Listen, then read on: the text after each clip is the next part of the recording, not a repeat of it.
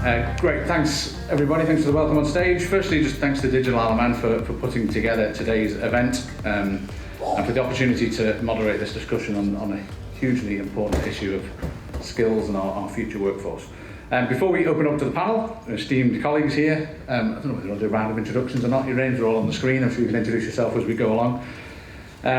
Just something to set the scene. So we have an economic strategy now, which is before Tynwald next week for approval. It sets us a clear ambition of creating and filling 5,000 jobs over the next 10 years. So subject to the will of Tynwald, there'll obviously be things flowing from that. We will undoubtedly need to think differently to how we have before if we're to take this ambition forward, and likely to need innovative solutions, and doing the same thing over and over again is clearly not going to get us to where we want to be. However, in dialogue with industry, and I think it's come out clear and loud in conversation and feedback from other sessions today, is that the availability of skills right now is a significant challenge. So we need to think of solutions for short, medium and long term.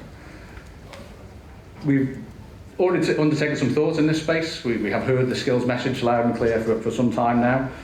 We have done some planning, finalising our approach to our kind of broader workforce and skills programme that will broadly focus on better understanding what our skills needs are now and in the future, how we unlock the potential from existing residents, how we improve access and availability of learning and skills development aligned to those needs, and ensuring the mechanisms that we have in place to attract talent to the island are in place and effective. So, for example, the Department for Enterprise intends to bring forward further reforms around work permits before the end of the year, consulting widely on some hopefully more radical changes to that system. And clearly the impact of Brexit means there's a lot more reliance on the immigration system now, and we know and we hear that there are some challenges in that space. It's not as straightforward as work permits, let's be honest. However, we are absolutely up for looking at that and trying to see what we can do. So this session is really timely. That's enough from me, thanks. I'll try and keep my voice down to the absolute minimum for the next 28 minutes. But it's imperative we get on and actually start delivering, and you see some results. And today's session is really timely, so we can get some takeaways. Hopefully when we stand before you in 12 months' time and maybe do this session again, we can show you what we delivered. So thanks. I'm going to open up straight away with Phil, and it's probably a very short answer to this, but we'll see where it goes. What's the biggest challenge facing the Isle of Man in terms of skills right here, right now? I don't think you've ever seen me give a short answer, Andy, but I'll try to do that. I mean, I think the way that I'd answer that question is really to look at our stakeholders, and if you put the workers aside that are looking to acquire the skills, essentially I see three, which are schools, government and industry, and all of those are working very, very hard doing their own thing, but to me the approach seems quite fragmented. And so what I think we really need is a national skills strategy that brings those together all three of those together in an integrated and coherent way. As an employer, if I think about my day job, I look to schools to provide articulate, well-rounded human beings with those all-important critical thinking and problem-solving skills. Digital's fast-paced, technology changes, you can't possibly expect schools to keep up with that. But those problem-solving skills are absolutely fundamental, and not just fundamental to digital, right? You look at government. We need government really to provide those further education options, and options that are actually aligned to the skills that industry wants, and actually doing that in a practical way. So we've talked about the Digital Academy several times today. That certainly seems to be a route for achieving that. I think there's a role for industry too. Industry knows what it needs, and industry can provide that more specific training, but I think we have to recognise that that's resource intensive, it's time intensive for industry, and we need to make sure that there's the right support packages and flexible support packages in place to support industry in doing that. So a national strategy really that brings those three together, that's what we need. Thanks. Can I just follow up then on when you talk about education and schools, and how can we, maybe Randall, I'll throw this at you. How can we get industry into schools? How can we work with the education system and promote that better understanding between the industry and the education system? I suppose there's a number of ways. One example I would give is the example of Dundee and the gaming industry and what they're doing in that space, and they're working in partnership with Abertay University. So they come up with a strategy of grow your own. So they've now got a programme with Abertay University with 1,000 students and 250 graduates a year supporting that sector. So it's there, it's a proven success model. I think we can follow closely behind in some respects. We've talked about Alderman universities, etc., but I think it's time that we stop playing around the edges of it all and do something concrete, sort of create a labour force. The other interesting thing I had when I was at the World Travel Market this year, this week, and spoke to the Irish Tourist Board, they gave up 20% of their hotel stock in Dublin to provide humanitarian support for the Ukrainians, but that has created a labour market for them straight away, and they're able to draw on that. So for me, I'm quite happy to stand back in the visitor economy if we need to support the greater need of resourcing the Isle of Man. So there are ways, but we have to think bigger rather than smaller, I think. Thanks. Sue, same kind of question. Is there anything else to build on that from a slightly different angle? I know we're at Digital Isle, but clearly the finance sector is going to have growing challenges, and its own skill set is changing and probably become more digitally focused. Are there any other big challenges facing the finance sector in terms of skills? No, certainly. I think one of the biggest challenges that we have at the moment is looking at our next generation that's coming through, not just filling the current jobs and, that we have over 600 in financial services available at the moment. So it is engaging with education and pulling things more together and actually following through with it. I think if we're looking at a private-public sector partnership again, we're not always very joined up, so we do need to join up on that. But we have to also have the infrastructure there. That's the incentive packages, or looking at the cost of living and taxes and everything, because the younger generation can't afford to get on the property market, they can't afford to rent, so it means that our population is getting very aged. The problem we've got, particularly on the financial services side, it tends not to look like a very sexy industry. And so we have to be able to get into the schools younger and show them that there are some good jobs within there, there are exciting jobs, there is a variety of different jobs. A bank isn't just somebody who stands in front and gives out cash or mortgages. There'll be marketing, development, there's IT. So it's showcasing better what we can offer and the variety of roles that we have. And again, reaching out at a younger age to try and incentivise them and get them interested and keep that interest progressing through until they come into employment. Thanks, Sue. So, sexy sectors, perfect segue into Steve. Business agency, really broad remit. Yes. Different areas we've focused on today, but is there anything else in terms of big challenges in that sector that we haven't kind of touched on?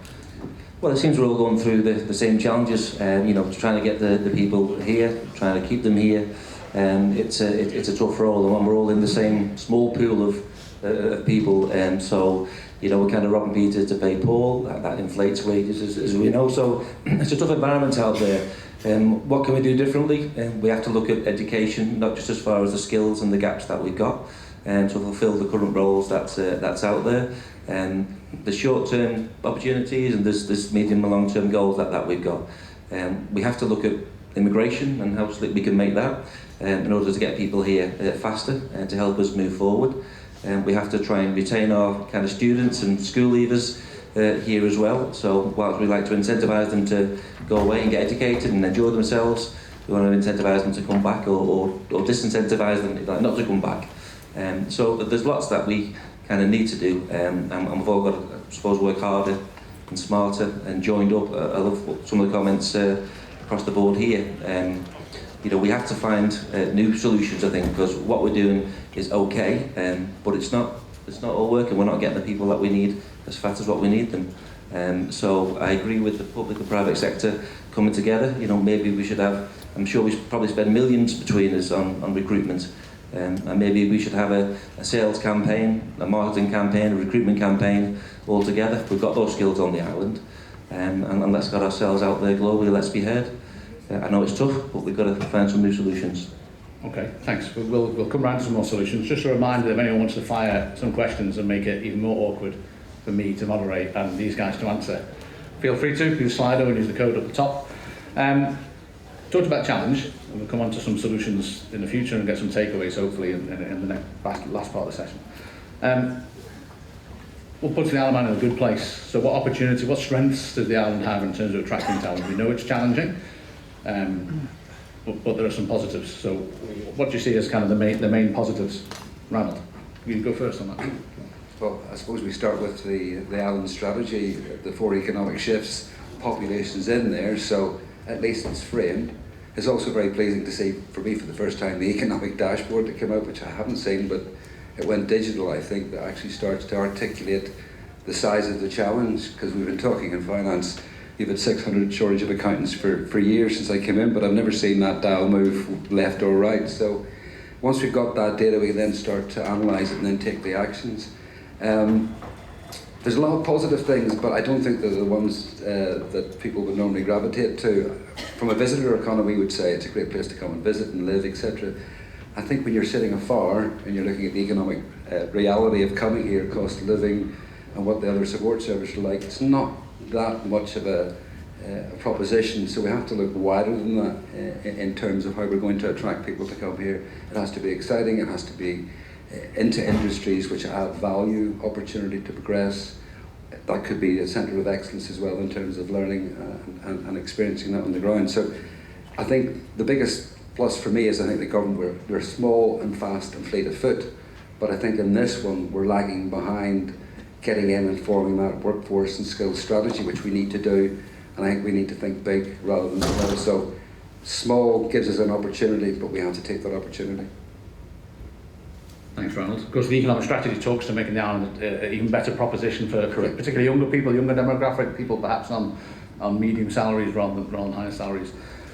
Phil, if I could flip that to you from a digital, purely from a slightly more digital focus then, what in terms of the digital sector and a growing sector and emerging subsectors coming out within it as well, what is that opportunity? Does that make it more attractive potentially to attract talent? Well, one of the real strengths I think we've got, and I'll really go back to what the purpose of Digital Isle of Man is to answer this, which is to establish the Isle of Man as a centre of international excellence for the digital economy. And one of the benefits of that approach is we're attracting some really great companies here. You've seen quite a few of them on stage today, and they're offering some really interesting career paths. And they, you know, on top of attracting people here, they also have the ability to teach skills, right? So for me, that's a strength. We've demonstrated that we can build clusters here. We've done it in gaming, we've done it in financial services. As everyone's heard today, we're working in a number of other areas to try and build those. That's a real strength, and I think that's something that we should build on. That's our strength.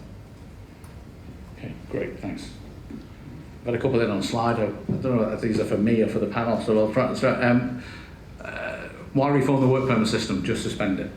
We might as well tackle that one head on. So clearly, ultimately, it's a political decision, but what I can assure you is that there's a commitment to look in depth at that and move relatively quickly on that as well. So in terms of any further reforms, you know, we are targeting towards the end of the year to come out with the proposals or with options for consultation. So that's about as far as I can go. All I can suggest is that you know, everything's on the table. Why can't UCM bring international students? So rather than asking why, because there's probably nobody on the panel that can answer that as such, Steve, maybe. So the concept, Ranald touched on it, the concept of an Isle of Man University, Isle of Man campus, or the concept actually of just bringing international students here. Is there merit in that? Absolutely, and it's been kind of mentioned many times, I think, since I've been involved with the business agency, and it's something that we should target without a shadow of a doubt. What benefits can that bring?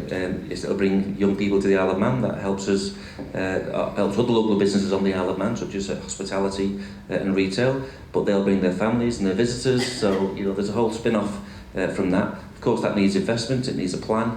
But let's look at it. Let's get on with that. It seems an obvious target market to go for. So let's not leave it sitting there. Let's go for it. Okay, great. Thanks. And again, if I can refer to the economic strategy, it's clearly a reference in there. Been talked about for a while, but an action to actually properly investigate and look at having effectively an educational campus or an island campus facility on island, and for that to be as much of an economic play as an educational training play, so that the spin-off benefits you get from a larger cohort of students. Sue, I'm going to come to you with the next question, and I'll go turn back to Slido once I've managed to read those. Thank you for them coming in. We talked about public-private partnership, so rather than just saying whose problem is it, I think probably all agree it's kind of a good initiative. How can government and industry work together and work closer to address it, to fix the challenge? Okay, I suppose our agency models are all based on public-private sector partnerships, and we certainly see the benefit of doing that. Government can open doors, can influence in certain areas with regards to the infrastructure, maybe the marketing, the incentives, the tax, the cost of living, housing, whereas the private sector, it's their responsibility to embrace staff, look at interesting jobs and roles, support staff through their education, through their careers. Because one of the things that we hear quite often coming back is that there's a lack of commitment now to training and with people in succession planning. When I started in banking, basically if you wanted to go anywhere in banking, you had to do your qualifications. There doesn't seem to be the same requirements now. I think our population is a little bit more flighty. They change around for basic salary increases rather than looking maybe at longer term plans. So I think there has to be a longer term planning commitment for having, as Phil said, a skills strategy, which part of it would be what can government contribute, what's their part of the plan, but also industry can't just keep turning around and say, okay, government solved the problem. They've got shareholders, they've got responsibility too, but they're also taking profit, they have to invest back in as well. So it very much has to be in tandem, but with a clear direction for both of them knowing what their party in it is. Thanks. Ranald, slightly different sector in yours from financial and digital, but what can your sectors do, or how can government and your respective sectors work in your industry together closer? It's been one of the things that's been keeping our agency awake at night, so to speak. We have been interfacing with the agency for the past 12 months on the issues and how we solve this. It is a partnership. In terms of some of the larger hotels, they've been able to be self-sufficient. So for example, your lunch today was served by an additional 9 people that came in from Dubai in recent times, and they did all the work for these applications, etc., etc. They got the right skills for the right role, and there are other instances in the larger hotels. So that's one thing. On terms of the lower, and you could say the hospitality and is in the service sector, and some of the challenges we've had there is not only in terms of it's those that need 1 or 2 that can't really provide any additional support in terms of accommodation or career progression, and the impact of the minimum wage has been causing a real concern in the sectors that I think some of the hotels were quoting to me that the bottle washer will soon be in £31,000 a year within 2 years because of the cost of living issues. So there are a number of issues that we're looking at how to support. What we need to do is simplify the process, which we've done in part with the temporary exemptions and the seasonal workers, etc., which has been helpful. But even that hasn't been able to bring the market. So we have to use our weight in government to make sure that the message goes out to a wider market that there are roles here, but we have to think through why would you come and how are we going to support that workforce when they're here. So it's not an easy fix, and that's why we were delighted when you referenced the workforce skills and strategy document, where we can actually start looking at solutions rather than talking it for endless months without any progress. Thanks, Ranald. I'll try and turn to Slido for a couple which... Can I just add to that? Sorry, Steve, you go ahead while I'm reading. No, Yeah, that'd be think very useful. Because Ronald, as Visit kind of grows and kind of becomes more successful, you've got a great plan for the next year or so, and it's great that we've extended, that kind of period for visitors to make it more attractive to come to the Isle of Man during those periods. But if we achieve those numbers, there's an opportunity there for us. As these people come, we can kidnap them. So I don't mean kidnap them physically, but kidnap the hearts and the minds. So there's an opportunity for us to put events on whilst we've got these, clusters of people coming along, so we can actually, showcase the Isle of Man and the opportunities that are here. Well, we actually do follow a Cape model, which was about a year initially, Sandy, where we have an Easter running festival where we bring university students across every March. Well, there's a Cape team waiting there to speak to them about opportunities in the Isle of Man. So it's not as if we aren't active. We do, but we need to do more of it. I think, just to chip in on that, because I covered it from a slightly different angle, one of the things in digital I think we need to do is capture the young and enthuse them. You know, we're in a crazy situation at the moment in digital. There's plenty of really well-paid jobs. There's a variety of fascinating disciplines. You've got cyber, you've got AI, you know, the things that are perceived as the sexy subjects. You've got areas like software. But we've got this significant skill shortage. And I think we just need to make sure we're letting kids know there is a good career available in IT, and make sure that a higher percentage of them believe that a career is actually in reach. There is unfortunately still in IT a bit of a stigma. You know, IT is for nerds, right? We need to work to dispel that, make sure that you know, the younger generation know there's good careers available, so they start looking at them and thinking about them early on. Great point. It needs to be a key part of the strategy is around careers, education and information. Sue, I'll come to you on from Slido, please, if I can go to Sue first on this anyway. Process automation can free up hundreds of workers from manual admin. So the reason I come to talk about finance sector, we talk about the changing nature of the finance sector. Obviously that will free up other people potentially to work in other roles of the economy. So how do you think automation and further digitalisation, I suppose, particularly the finance sector, may play over the next few years? Okay. If I looked at banking when I started X years ago, and I look at it now, and other sectors as well, it's worlds apart. There's been a huge amount of digitalisation, automation, apps. In fact, the younger generation coming through probably hardly ever go into some of these institutions, banking, insurance, etc., because they don't have to, they can do it on the phone. It's a necessary moving forward that we do digitalise more, that we do use apps, because we don't have the skill set coming through, we don't have the career opportunities necessarily that there used to be, but it does free up teams and staff to be able to do things that are a bit more interesting and a bit more challenging. But we can't forget that we are a service industry. We still do like to meet with clients. Clients like to see a face. They like to know that there's an opportunity still to see somebody there. But if we can do as much behind the scenes of the process-driven things, end to end with his little finger touching, etc., and keyboards, then yes. But it's expected. It's the way industry's going. It's the way the mindset of the younger people going through as well are. It's they expect to be able to have things at the fingertips, and that can't be done in the way it's being done at the moment. Great, thanks. Got quite a few in on Slido now, so I'm going to try and go through them and group them into. But it kind of touches when we talk about potential solutions, things we bring forward. What should our collective focus be? So we've got a question, and I want to read them out when we verbatim. I'm just going to try and group them together. Somebody questioning about how we incentivise the graduate market to return. So when we're thinking ahead about collective options, I know some of the panel has some thoughts on that. Vocational training, how do we make it easier? How do we make it access? How do we make it business focused? And how do we involve education in the problem long term? How do we get them to actually to the table and buy in? So thinking about perhaps what collective focus should be in the short term then. Steve, can I come to you first? Yeah, I mean, absolutely, you know, conversations between education, the business agency and across the panel are ongoing all the time. We need to keep questioning ourselves, you know, are we doing it right? How do we learn? Can we learn from other jurisdictions? You know, how are they achieving things maybe that we're a little bit behind the door on? And again, just keep working closer together to find these solutions. There are solutions out there, and other jurisdictions are being successful, as are we in some areas too. So it's not all doom and gloom. You know, we're having successes, but we've got to keep working at that. So what could we improve? What could we improve on the current offering? We have some incentives running at the minute. We have National Insurance Holiday. We have an employee relocation incentive. We have something in the graduate space.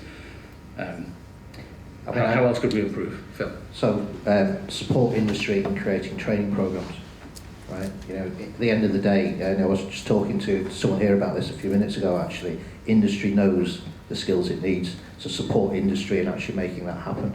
You know, if you look at Amazon in 2019, they announced we're investing $700 million in training, and they've created things like the Machine Learning University. And the great thing about that is the Machine Learning University is actually available to everyone, so they've invested in it for their employees, but anyone could go and actually do that. So we want to encourage industry to be doing things like that, and I think that would be a real win if we could. And what could government do to support that, Phil? What could government do to enable or support that? Or should it? Should it step out? I think fundamentally it comes down to financial support, but I think it also comes down to making that financial support accessible. You know, we actually, just putting my work hat on, we use Pluralsight to train, and we suddenly thought there must actually be some financial support available for that. We actually had the devil's own job finding it, and I asked within government, and actually took quite a while even within government to find that, because it was sitting in a different department. It wasn't sitting in DFE where everybody expected it to be. So let's get everything together in one place, make it simple and straightforward and accessible, and just make sure the flexible packages are there, so that you know, we don't tie ourselves to a particular method of learning. You know, distance learning, it's in vogue at the moment. We don't just want to build a package around distance learning because something may appear tomorrow, so let's make it flexible. Let's work with employers to make sure we support them in teaching skills in the right way, in the appropriate way. Just to follow up with that, Andy, as well. I mean, there are a lot of schemes out there, and they are currently being reviewed as we speak over the next kind of month or so. So they will be updated, and that'll be obviously published in the media. But for all businesses, if you're not sure or you don't know what's available, please give us a call, and we'll come and speak to you, and we'll go through those schemes and initiatives with you. Thanks. Ranulph, same kind of question to you. What is there any big ticket items in either your sector or any sector we could look at and say we should be doing something slightly differently? What should our focus be short term to fix the skills gap? We're reaching out to other destinations, Jersey for example, who share us similar problems, to see how we can jointly solve the problem. I always liked Jersey's model of 30-40 years ago, when it came by accident, when there was economic problems in Portugal, and they brought a lot of Portuguese to them. That solved a lot of problems for them in the long run in terms of the service sector. And I think we need to be looking at something as wholesale as that, to bring in, you know, whether it's Filipino nation, that we're seeing in the fishing industry coming through in hospitality, and certainly in health. There are opportunities there to at least put a pilot in place to accommodate 100, have a relocation agency in charge of it, and then use it as a bank resource to share, and then claim that back through some sort of reclaim process. So that's what makes that paradigm shift. And until we've got the, I don't want to say balls, we'll say it anyway, to do something as big as that, you know, we're going to be stuck in mediocrity. 2 words I haven't written down, that one and kidnap. Yeah, sorry. I'm not going to do that, just in case. Hearts and minds, Andy, hearts and minds. Freedom of information. Right, we're going to run through the last couple on Slido and then try and wrap up, because we're rapidly running out of time. Probably Phil with this one. So how do we integrate the Digital Academy concept, or bring people into digital, into primary and secondary education, so that businesses can recruit young adults before they maybe fly elsewhere? Well, it's about communication, isn't it? You know, we need a good line of communication between all three of the parties we talked about, which is government, it's about schools, it's about industry. You know, we're thinking about things like making sure that the career counselling services are actually matched to employer demand, those sorts of things. They're very practical, but actually if we've not got the regular conversations taking place between the schools, between government, between industry, then these things can get very easily misaligned, and particularly in digital, it moves so quickly. So for me, it's really about that. It's about talking to each other. Thanks, Phil. Last question on Slido, and more of a statement, but I can open it up anyway for comment. Areas of the world where people of the right age, demographic, with the right skills would move here just to have the safety we take for granted. So that's probably one of the positives and one of the key USPs for the island is its safety. Where should we be going, Ranulph? You've got some views on this. I'll come to you in a second, Steve. Oh, go on, sorry. Go on, Steve. Well, to achieve that, again, as Sue mentioned it earlier on, again, let's not leave it on the table. Housing's a major issue for us, isn't it? So the cost of housing, probably most of us that bought houses 10, 20 years ago couldn't afford to buy our own homes now. Probably our children will be living with us into the 30s and 40s as we go, which is a bit scary, isn't it? And I want that opportunity to go into their home and leave all the lights on and the doors open when the heating's on, you know, kind of, it's part of my plan. But no, seriously, it's something that we have to have a strategy for, as well as our recruitment strategy and campaigns. You know, we've got to keep working hard at those kind of other sectors to make sure that the infrastructure is right, and that we've got the right environment for people to come and live and enjoy the island. Great, thanks. Ranulph, you've got some ideas about where we should be going? Where should we go? Where should we go to look for people to come? Just repeat that question, because I'll get upset. Where do we go to look for people to come for your industry in particular?